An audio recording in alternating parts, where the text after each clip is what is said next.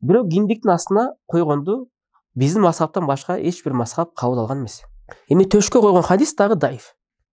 Аиша сахабия да. Мына Аиша энебизден келди дейт. Бисмиллахир-рахманир-рахим. Алхамдулиллахи вахда, вассалату вассаламу аля ман ла набия ба'да. Рабби шрах ли садри ва яссир ли амри вахлул уqдатан мин лисани яфқаху қаули. Сумма амма ба'д. Ассаламу алейкум ва рахматуллахи ва баракатуху.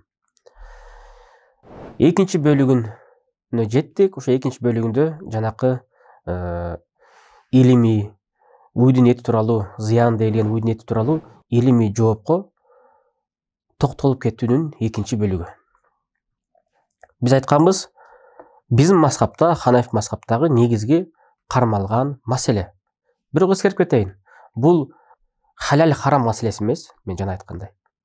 Жана бул акыйда маселеси эмес, бул ахкам шар'ия фил фуру'. Майда маселелеринде. Мисалы, намазды окуш керек, окубаш керек деген маселе эмес. Намаз окуп жатканда колду каяка байлаш керек. Мынакей биз менен бүгүн Сунан Аби Дауд жана Тахқиқ шарх доктор Сейд Мухаммад Сейд Китабу Сала намаз бөлүгү Баб ваду юмна алал юсра фис сала. Оң колду сол колго коюу намазда деген бөлүктө. Ошол бөлүктө негизинен 6 хадис бар. Башкы 2 хадис колду каяка коюу жөнүндө эмес, жөн эле оң колду сол колго коюу жөнүндө хадистер. Ал бизге кереги жок. Бизге керек колду оң колду сол колго коюп туруп каяка коюу жөнүндө керек. Бул жөнүндө 4 хадис бар. 4-төн тең биз атап кетсек. Биринчи 756 номерде хадис. Хаддасана Мухаммад ибн Махбуб, хаддасана Хафс ибн Гияс, ан Абдурахман ибн Исхак, ан Зияд ибн Зейд, ан Аби Джухайфа, анна Алиян радиаллаху анху قال من السنة وضع الكف على الكف في الصلاة تحت سرة. Мухаммад ибн Махбуб айтты дейт бизге Хафс ибн Гияс айтты дейт. Ага осы Абдурахман ибн Исхак ал-Васити ал-Куфи, Ирактагы Куфада Васит деген жерден. Ал болсо Зияд ибн Зейд айтты дейт.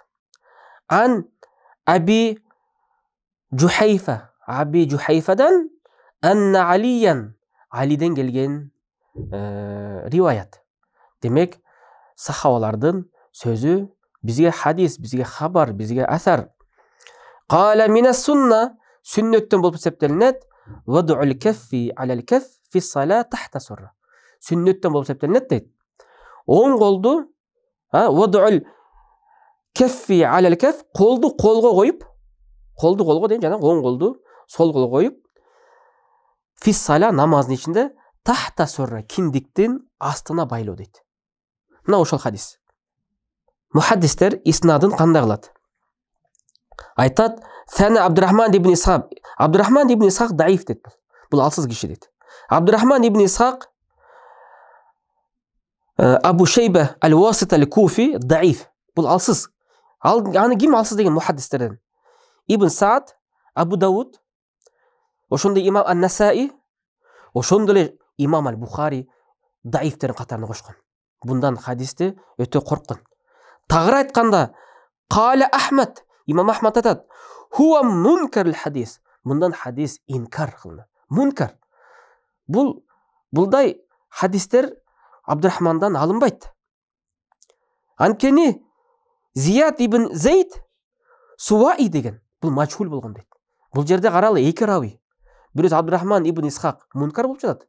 Экинчиси Зияд ибн Зейд Суай, бул majhul дейт. Бул жерде айтылган жок. Мубхам деген жок. Мубхам десе дагы аты аталбаса да, бирок ал адам кандай экенин риваятчы кылган киши билет да. Бул жерде бул majhul, бул абалы кандай бул? Бул жалганчы беле? Бул адилеттүү беле? Таква беле? Намаз окуган беле? фасықтығы барбы жоқпы, аны ешкім білмейді. Анткени мин зиядат Абдулланы зиядатты кошкондорунан дейт. Ошон үчүн бул хадисте эки рауи тагыр айтканда уйдун хадисиндеги жанакы мулейканын хадисиндеги эки рауи дафум хафиф, ал проблема жок. Бул жерде эки рауи проблема катуу. Эми анда бул хадиске эмнеге амал кылып жатабыз? Мынаки ошол суроо. Экинчи хадисин карайбыз. 757 хадис. حدثنا محمد ибн Кудама, يعني ибн А'ян, عن أبي بدر, Абу Бадрдан, عن أبي طالوت, Абдусалам, عن ибн Джарир ад-Дабби, عن أبيه, ибн Джарир ад-Дабби, анан атасынан, яғни ибн Джарир, бұл өзінің аты Ғазаван деген болған, атасы Дабби. Не деген хадис? Ан абихи қала раайту алиян, мен Алини көрдім дейді. Табиин болған, мен Алини көрдім дейді. Радиаллаху анху, юмсику шималаху бияминихи алар русхи фауқа сурра. Он қолын сол қолының билегіне қойған дейді намазда. Ошоны киндиктин үстүнө байлаған дейді. Эми бул хадисти карайбыз. Бул хадисте Каля Абу Дауд, өзү хадис риваят кылып туруп өзү айтат. Абу Дауд руя ан Саид ибн Жубейр, бул хадистага Саид ибн Жубейрден да келген риваят. Фауқа сурра деген, киндиктин үстүнө коюу деген. Каля Абу Мижлаз айтты дейт, тахта сурра, киндиктин астына дейт. Ва руя ан Аби Хурайра, Абу Хурайрадан дагы риваят болгон дейт. Мунун бардыгы лейса бил кауи, күчтүү эмес дейт. Эми тахқиқ кылган шейхтин сөзүн карасак, шейх айтат, ошо ибн Джарир ад-Дабби, ошол Ғазаван өкө тең мажхул дейт. Атасы дагы, баласы дагы өкө тең мажхул, ким экенин билбейбиз дейт. Кандай экен алардын хали? Бул дагы өтпөй калды анда. Анда колду каяка коебуз анда?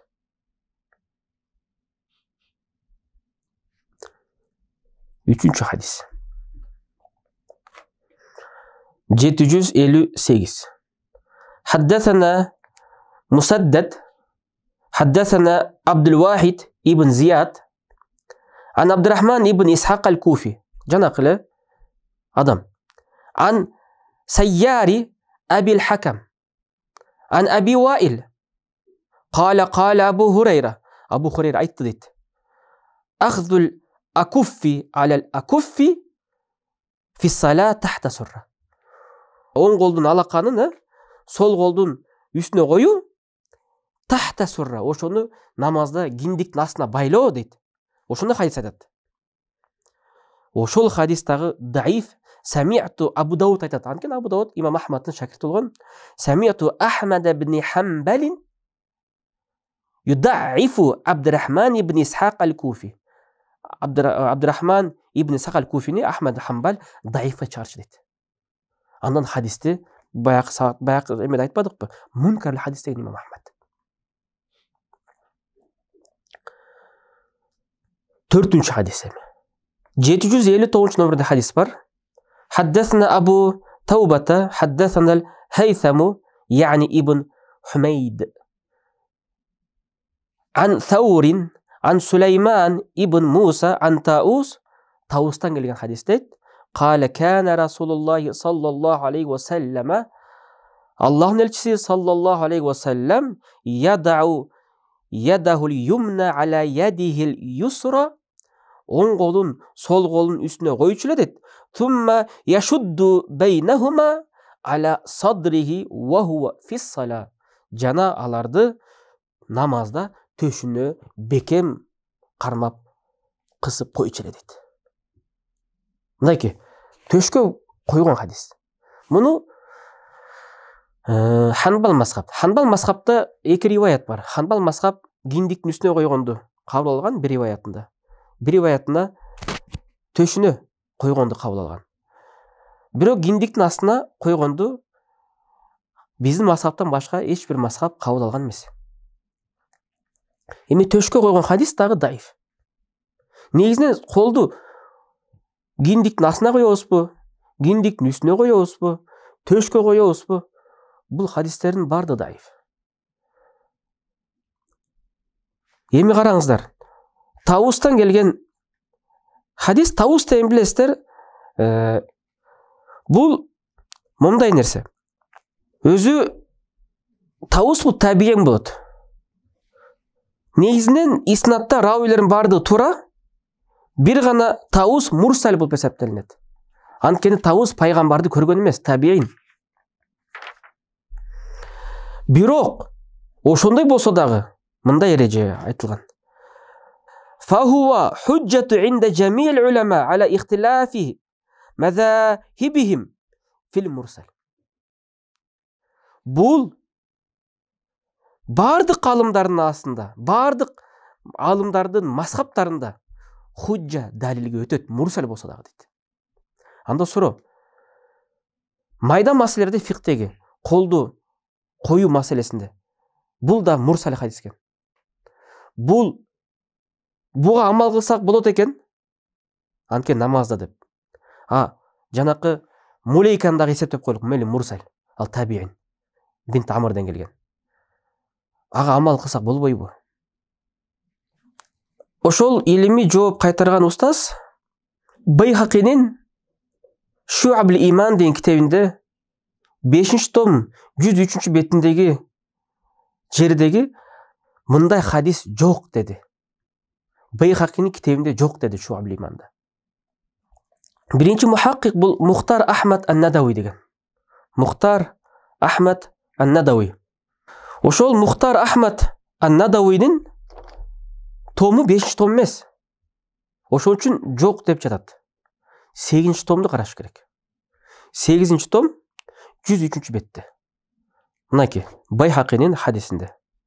Ахбарана Абу Абдулла аль-Хафиз, حدثنا أبو العباس محمد بن يعقوب حدثنا الحسن ابن مكرم حدثنا أبو نضر حدثنا أبو خيثمة جناق زهير ابن معاوية كنيس أبو خيثمة عن امرأة من أهله عن أيالنان عن مليكة بنت عمرو الجعفية مليكة بنت عمردان أنها قالت لها عائشة. Мулейка бинт Амрга Айша айткан дейт. Бул жерде эмне болуп жатат? Биякта Айша энебиз чыгат. Демек Шуабл Иман да Имам Байхаки Айша энебиздин ден болгон риваятты көтөрүп атат. Эгерде жанакы маселеде экеленип экан жолуп жаткан болсок, Мулейка бинт Амр сахабия же сахаби эмес, мейли табиин боло берсин. Айша сахабия да. Мына Айша энебизден келди дейт. Инна албануха ау лабануха шифа, сүтүндө шифа, ва самануха дава, майында дары, ва лахмуха ау лухумуха да. Анын этинде дарт, анын этинде оору деп жатат. Андыктан айтат турган нерсе мурсал хадис. Мынаки шариаттык өкүмдө амал кылып жатабыз. Керек болсо мурсал хадис имам Муслимде 10 хадис бар. Имам Муслим, Сахих Муслимде. Бирок ал Муслимде, Сахих Муслимде 10 хадис бул караин. Берки күчтүү хадистерге имам Муслим аны эътадада, аны күчтүү кылып, аны кубаттап 10 хадис мурсалды киргизген. Ассаламу алейкум ва рахматуллахи ва баракатуху.